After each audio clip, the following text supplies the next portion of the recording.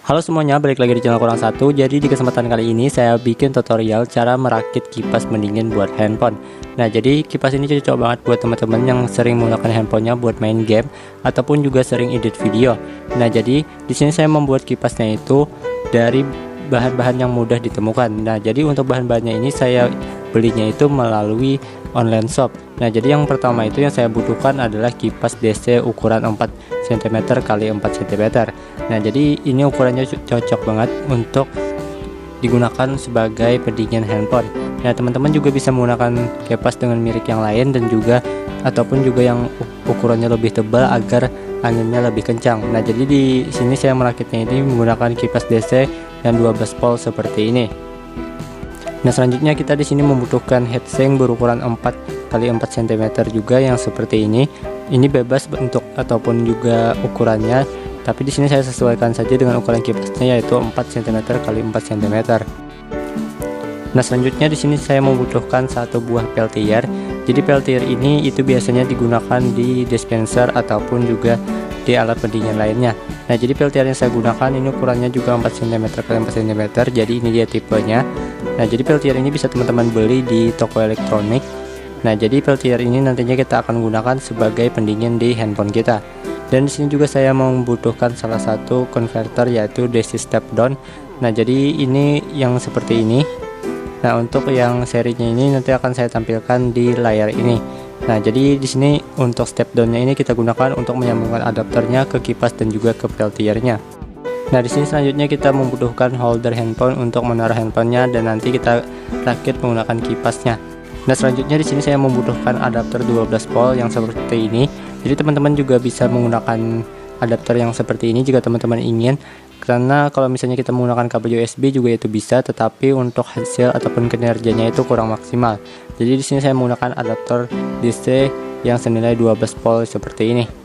Dan untuk bahan-bahan lainnya juga di sini kita bisa menggunakan penutup kipas ataupun kawat seperti ini agar lebih aman kipasnya, dan juga di sini ada kotak untuk menaruh DC step down agar lebih rapi nantinya untuk perkabelannya. Dan juga di sini saya membutuhkan solder untuk menyambung kabel, dan juga di sini ada gunting, dan juga di sini saya membutuhkan lem epoxy seperti ini. Jadi bisa teman-teman beli lemnya ini untuk merakit rangkaian kita nanti, seperti merakit kipas dan juga merakit heatsink dan juga lainnya ke holdernya. Dan di sini juga saya membutuhkan pasta thermal yang seperti ini.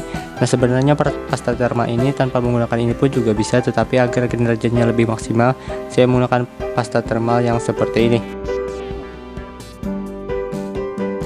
Oke, jadi untuk rangkaian rakitannya itu nanti di holder ini kita rakit seperti ini. Di sini itu akan kita taruh heatsinknya seperti ini.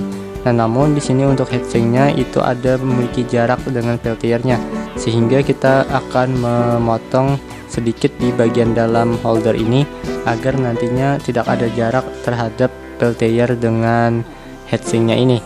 Nah, jadi di sini saya sudah memotong holdernya ini seperti ini. Nah, di sini di bagian holdernya sini saya potong sedikit, dan di sini ternyata heatsinknya masih belum masuk. Jadi sehingga saya membengkokkan salah satu bagian sisi di heatsink ini agar kita dapat menaruh heatsinknya ke holder handphone ini. Nah, jadi di sini saya akan taruh heatsinknya ini ke holdernya ini seperti ini.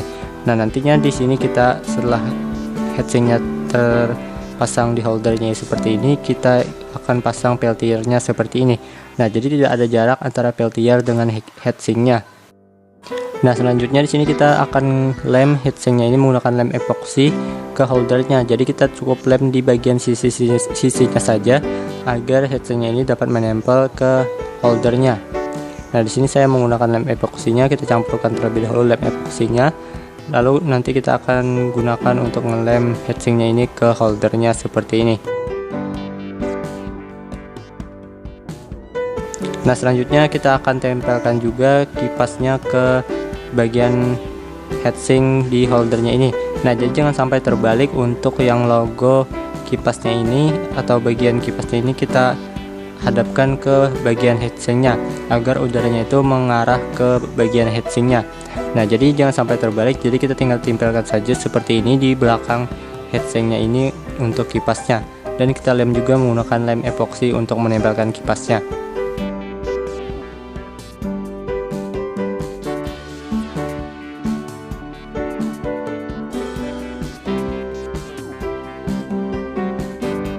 Nah, selanjutnya itu setelah kita lem untuk kipas dan juga heatsinknya ke bagian holdernya, di sini kita tinggal lem juga untuk step downnya ini di bawah bagian kipasnya ini di holdernya seperti ini.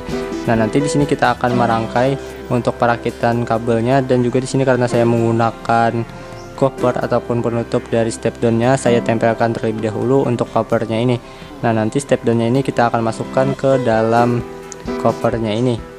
Nah, jadi kita tinggal lem saja seperti ini di bagian bawah kipasnya. Nah, setelah itu di sini saya akan memotong kabel kipasnya.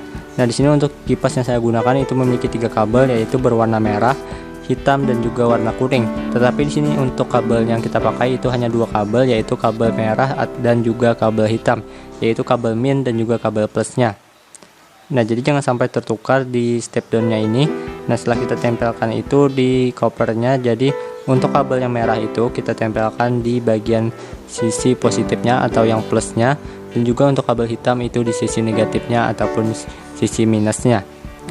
Dan juga untuk peltiernya juga kita tempelkan di bagian depan heatsinknya seperti ini. Nah, jadi untuk yang peltiernya ini juga jangan sampai terbalik. Jadi untuk sisi panas dan sisi dingin peltier ini itu ada 2 sisi. Jadi untuk sisi panasnya itu kita arahkan ke ataupun kita tempelkan di bagian heatsinknya, dan juga untuk sisi yang dinginnya itu kita arahkan keluar. Jadi untuk yang sisi dinginnya itu biasanya itu ditandai dengan adanya seri nomor peltiernya. Jadi kita hadapkan ke depan untuk sisi dinginnya. Nah, di sini sebelum saya menempelkan peltiernya, di sini saya kasih pasta thermal terlebih dahulu agar kinerja dari peltiernya ataupun dari heatsinknya itu lebih maksimal. Jadi cukup kita berikan sedikit saja untuk pasta thermalnya.